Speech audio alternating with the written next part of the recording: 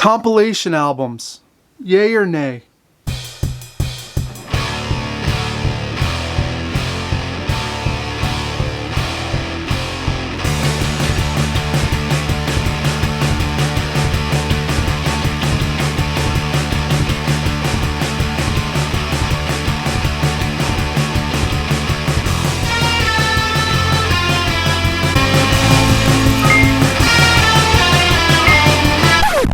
Welcome guys to Rebel Rock. I am Dan. And this is our little hangout where we go through some vinyl I just snagged up. We can talk about it a little bit, share what I'm listening to. It's fun. We do this every couple weeks, and we're gonna do it this week. I got some compilation albums from artists. They keep releasing these compilations of late, where it pretty much, say like an old punk band from the 70s. You know, sometimes they don't reissue those albums, the early albums. And they're kind of pricey to find their originals. And it's a nice way to kind of like get a set of recordings that you really want. Maybe, you know, maybe you don't need the filler stuff. You just want all the hits. I've got 3 here that I just picked up. And I really enjoy them.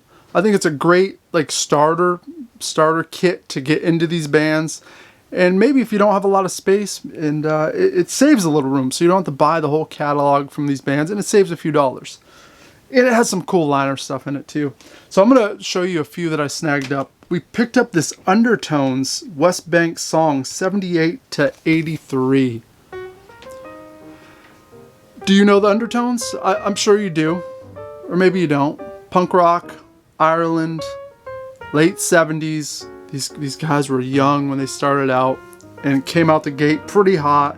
A lot of great songs. Teenage Kicks was the real big song that everyone knows.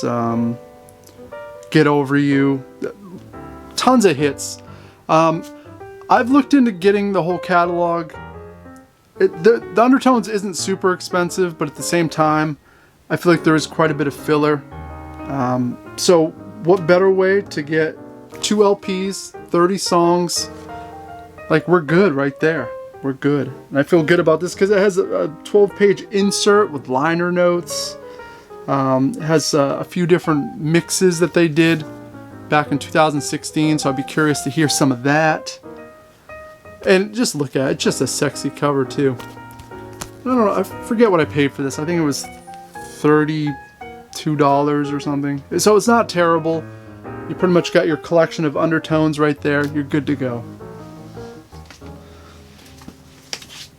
Next one on the board here is this band called The Scientists. If you watched last week's episode, you'd realize that I'm going through this huge Australian punk rock kick. It's something I've always loved. I just never had the vinyl. I had the CDs all through the early 2000s. It was always in rotation. But now that, you know, I'm at a place in my life I can afford a few records here and there, I decided I'm gonna get The Scientists.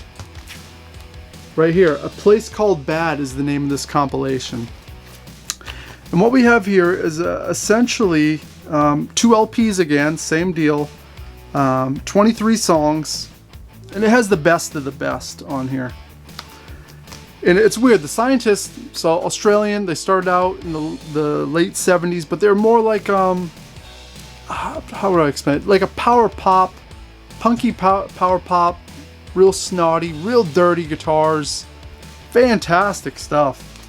And then they only did that for like about a year, and then all of a sudden they morphed into this weird like swamp rock, garage type band, which I never personally loved, but maybe I didn't give it enough of a chance. But the first 7 songs on this are the early first recordings they did, and some of the best punk rock I've ever heard. So this was a good way to get those songs, and plus I get to try to, you know, once again try to get into more of the swamp rock garage shit they were doing later on, which some people love. A lot of people do love it, and there's a lot of psychedelic elements in there. And this comes with a 24-page book too, so once again, I paid $29 for this one. So can't beat it right there. Scientists, you guys familiar?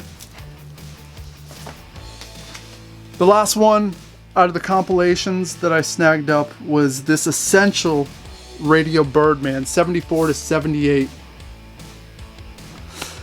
Sub Pop released this. I remember when this came out. Shit, when did this first come out? 2001. 2001. I definitely had bought this on CD. It was in heavy rotation. Australian band, once again. Australia. And they were kind of like the godfathers of punk rock over there. Really. They released 2 albums. They were on a major label, got dropped, and the band kind of dissolved. But those 2 albums that they made essentially were fantastic. So we have, I think there's 20 songs or so on this compilation. And it's pretty much their whole catalog. Because like I said, there's only 2 albums. And there's other collections and box sets that you can get from these guys. And it's weird because the second album they recorded was like a greatest hits of the first album and the second album. So it gets really weird. Their catalog's odd. It's bizarre the way they recorded it. But this is a great introduction. I plan on getting everything from them, but this was like, okay, let's starter pack right here. I want this in the collection. It's good to throw on the turntable. Feels good, sounds good, it's inspiring. So inspiring that I snagged up this new guitar. It's an Epiphone Wilshire. Very similar to the one that Dennis rocks from Radio Birdman. If you don't know, once again, early rock and roll, it almost sounds like the Stooges meets the Doors with some surf rock elements. It's awesome. So good. Really underrated. A lot of people don't talk about them.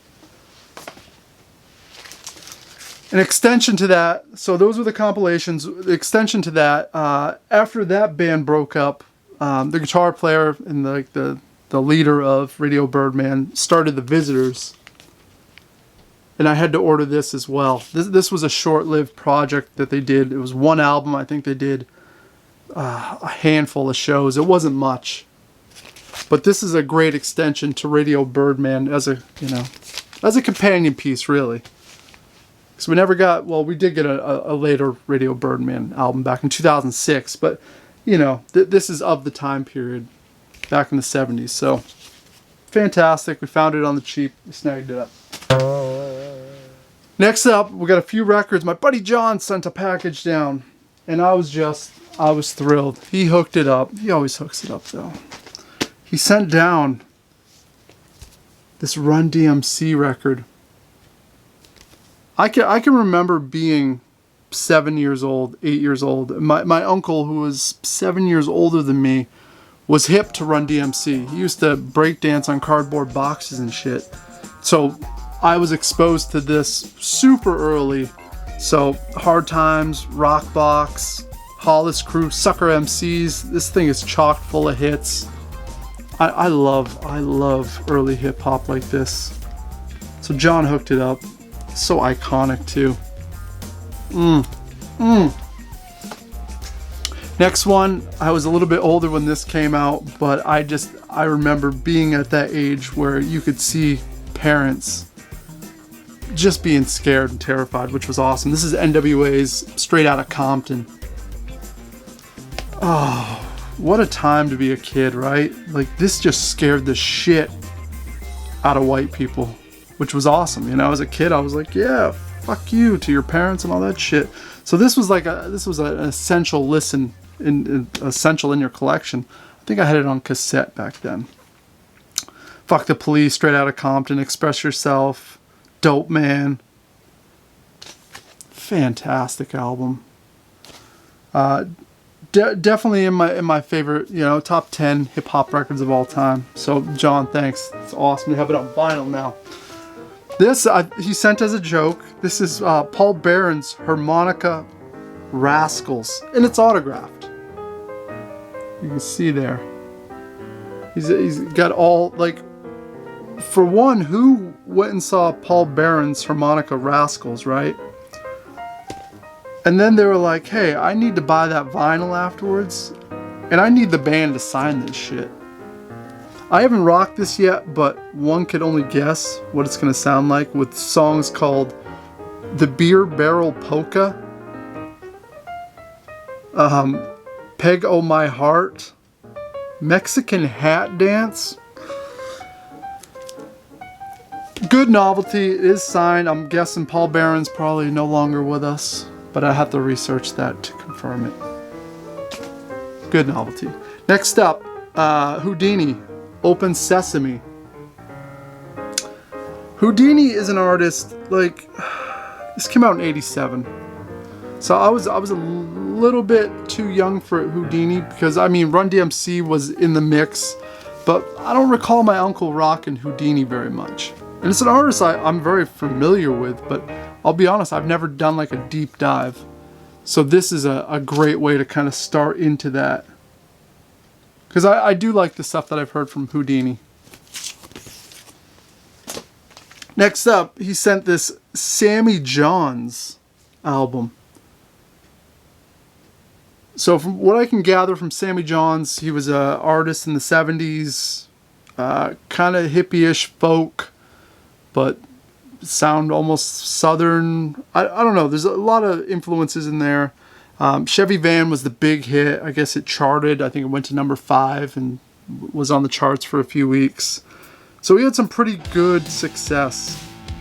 And just look at that cover. Fantastic.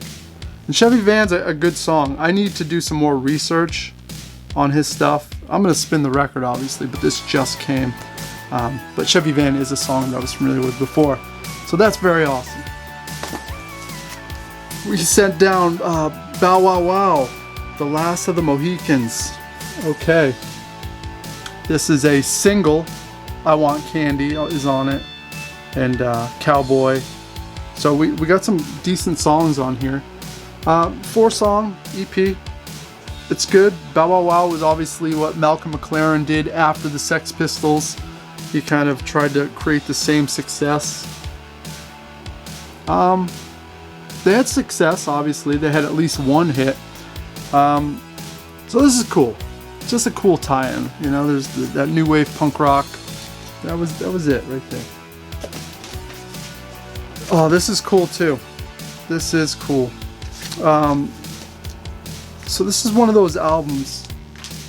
So growing up in New England, you always know about the New England bands, and the Cars were one of those, right? The Cars, a band you know about because they were one of the biggest Boston bands, and obviously the biggest bands in the United States there for a while in the 80s. Unfortunately with the Cars, for me, it's always been about collections. I find like greatest hits all the time. That's what I've always had. I've never had the albums really. It's weird, I don't find them out thrifting. I don't find them in the dollar bins ever. So John sent down Oh Candy by the Cars. And I'm excited to just like listen to the whole record, because I don't know a lot of the less hit stuff. You all know Just What I Needed and shit like that. But yeah, we're gonna get the whole experience now. So thank you, John. Awesome records. Really appreciate it. Guys, thank you so much for hanging out. I appreciate you guys. I know it's a 13-minute video is long. So we're gonna wrap it up now. We'll hopefully see you in a couple weeks. Hopefully you guys are rocking some good vinyl, snagging up some good stuff. Let me know down below what you snagged up, something odd, something different. I like to hear about it. It inspires me. I do the research and then we all get inspired. That's what we do here. Alright guys, till next time, do what you do and toodaloo.